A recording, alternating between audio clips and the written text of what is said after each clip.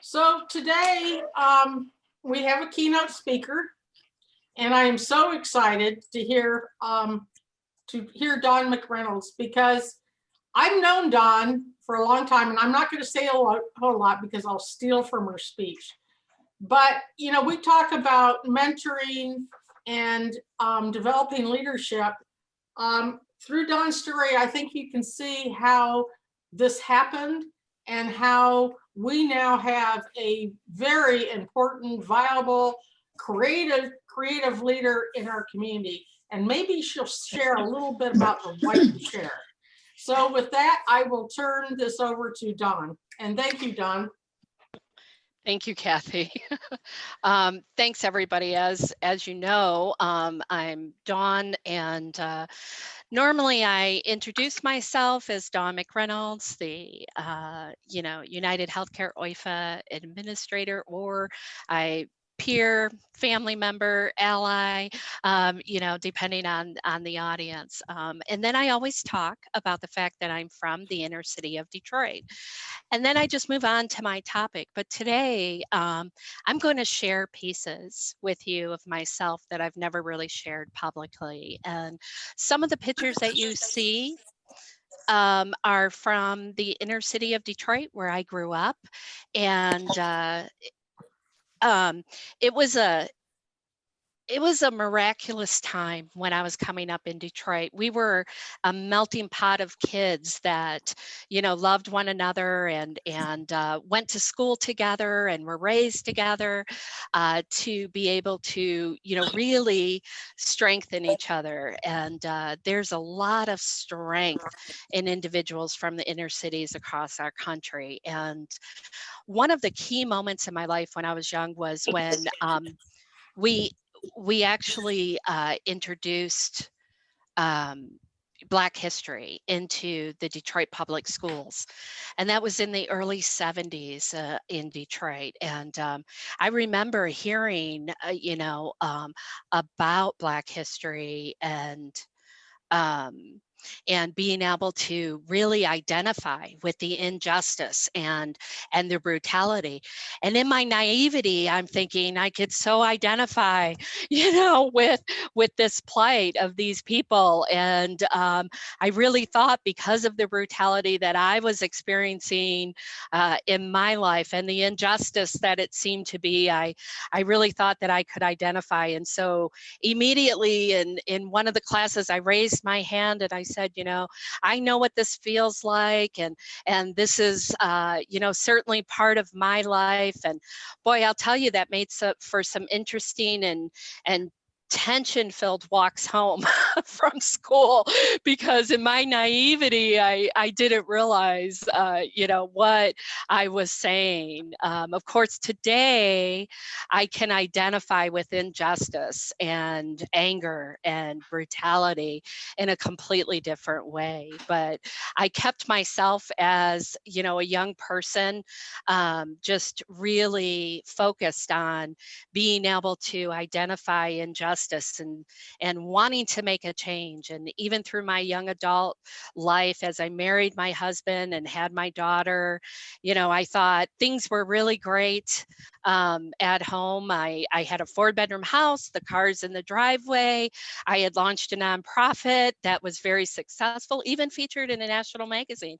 And I thought everything was going so well that I didn't realize things within myself were continuing from the time that I was a young child, of that need to be safe, that need to keep everyone at a arm's length. Through the nonprofit situation, I, was told, wow, you work like a fine oiled machine. Your mind is, brilliant. And suddenly one day, this is my daughter's story, but because it's part of my story, she gave me the permission to share. My daughter was brutally assaulted and almost didn't make it through that process. And I flipped that switch and became that fine oiled machine and pushed through and made sure that she got everything that she needed, that she had all the support she needed. I just didn't realize that I had shut myself off for what I needed.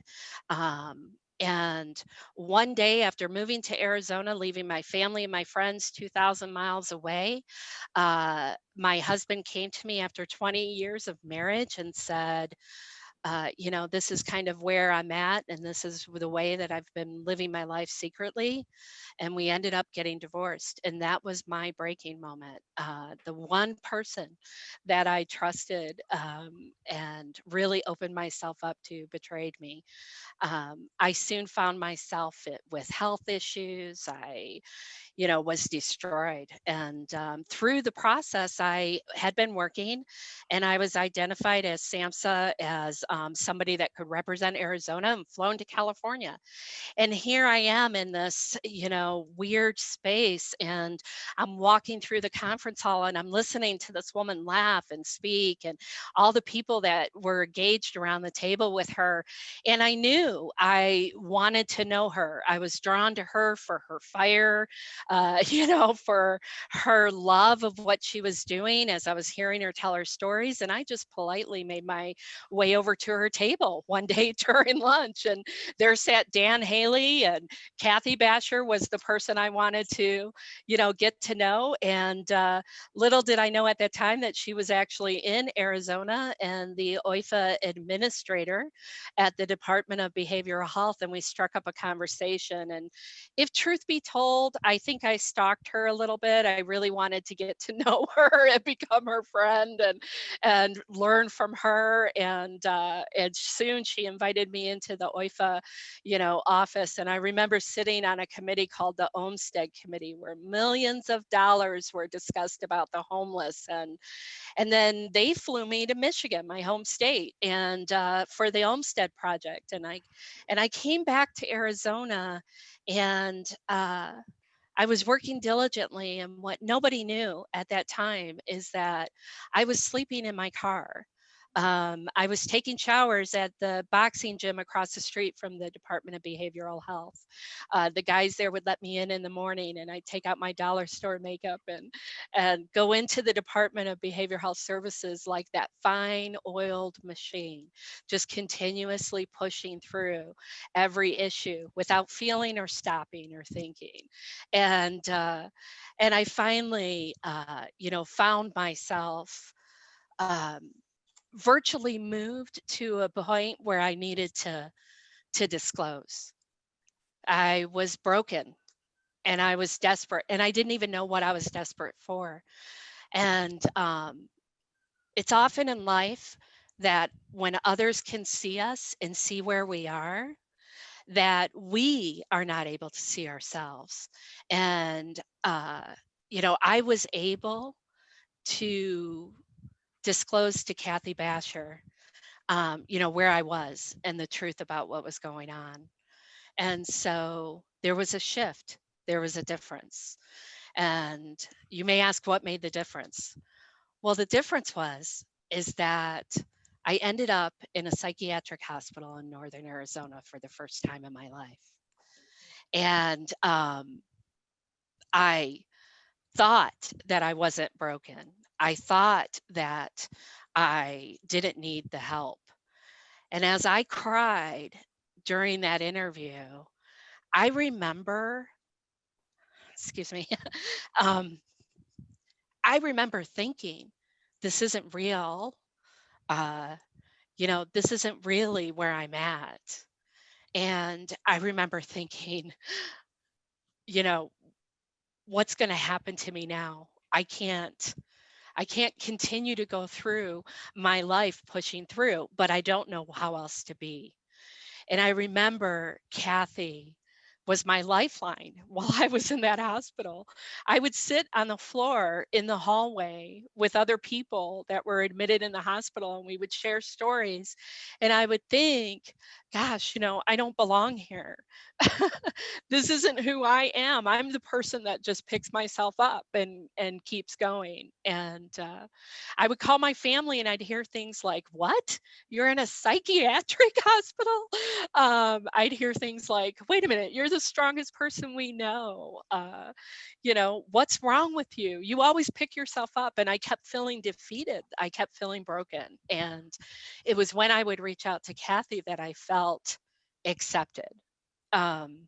Even though I didn't know where I was, uh, in her wisdom, she could see my brokenness. And in that moment in time, Kathy Basher was the only person in my world that knew that about me, that knew I was broken. I wasn't able to be vulnerable. I had 900 contacts in my phone, and I sat and went through every single one of them. People I've known for 30 years, family that I love and adore.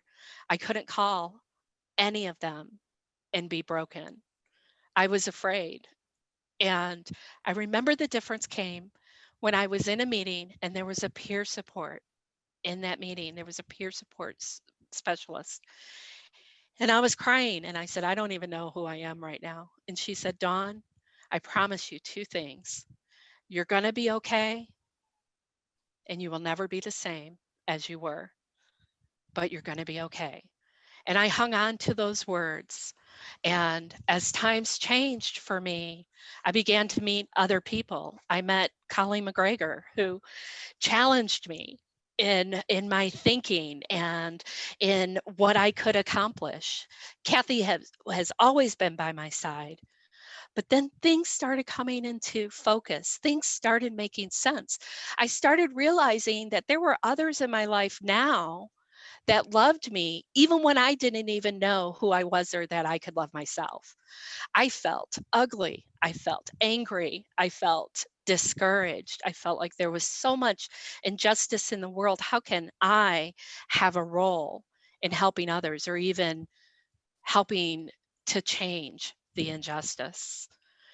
And I remember probably 80% of the people on this call have been to Kathy Basher's cabin, and certainly I'm one of them. And I remember going up to the cabin one time and she took this Rhino, which is like this four-wheel drive vehicle. And we were driving down this dirt road and all of a sudden, which anybody that knows Kathy knows this happened. All of a sudden, she veered to the left and we were going straight up a mountain. And I'm holding on and I'm going, oh my gosh. We got to the top of that mountain and we got out to walk around. And I remember seeing boulders and I went and sat on the boulders and we had found some Anastasia powdery pieces. And I remember just sitting on those boulders and I realized I'm breathing. And I didn't know how long and how often I had been holding my breath through pain. And I was finally starting to breathe. You know, I want to share with you that the ancient Greeks believed that all of us had what they called a part of genius inside of us that guides us through our life. And if we could only see that part of genius within ourselves, that we can affect change, not only in ourselves, but in others. And what's really interesting is that in the Latin, the word genius, the root is actually tied to the word generate. And I thought, this is beautiful. This is exactly what we do. As individuals that work within the system, we come up with innovative ideas in how to tear down barriers. And we come up with innovative ideas in how to generate change. You could go to the next slide. Thanks, Candy. But where do we really go from where we are? Where we really go as friends, as families, as professionals in the system, even as communities, whole communities, where we go first is inside of ourselves. Find that genius. My dearest friend, Cami, is younger than me, much younger than me, but she has a genius about her to where she will hang in with individuals that she loves and support them through times that are difficult and hard and challenging. And that is part of her genius. And everybody that knows her knows she's genius in so many creative ways. But she has found her genius. And when we find our genius, only then can we look and motivate others. Only then can we say we can generate change together. We can use that genius to inspire others. I look at everyone with new eyes today. I feel I've been afforded great opportunities with individuals that I know that have loved me through this process that I've been in. And this process has been a 10-year journey. It's been 10 years since I slept out on the streets. And it's not over, it's just the beginning. Help us see each other's genius. Nowadays, with COVID, we're seeing people become more heightened and angry, driving erratically, cutting people off in meetings, getting irritated with each other. If we could only step back and see that we all have genius and we all love each other, and our enthusiasm is infectious. I've been on meetings where people say, "We love your enthusiasm." It's not every day that I can get there, but it's certainly through all the relationships that I've had, through my working relationships, through my supervisor, through her supervisor, through United Healthcare, through my friends, through everyone that I interact with and I learn from every day. It's that genius that sparks change. So as peer and family member supports, really, it's up to us to share ourselves. We know that's a fundamental truth, but how do we share it? We share it with identifying our own genius first, with generating ourselves in healing. And finally, I'm going to wrap up with my favorite quote. When we help others free themselves from their worst or darkest liabilities, we find our greatest assets. We find our most impactful genius. I really appreciate you being here today. And I just want to say to Kathy, I know that she's impacted several members, people's, friends' lives, but I don't think there's any moment through this history that we've had, Kathy, that you have realized the depth of love that I recognize you've shared with me and acceptance. And you've changed my life. So I thank you. And I thank you for this opportunity. Thank you, everybody. I'm turning on the mic so I can clap. Thank you, Dawn. That was awesome. Oh my goodness. So how am I supposed to continue running this meeting after that? Oh, thank you, Don. This was absolutely beautiful.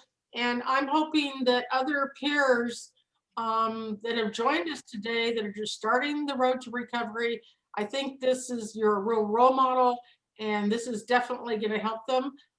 You didn't share, there were times, Don, whether I wondered if you'd make it physically or mentally, and you did. Every time you pulled out of it, and it was amazing, amazing journey. So thank you so much. Thank you, Kathy. Oh my goodness.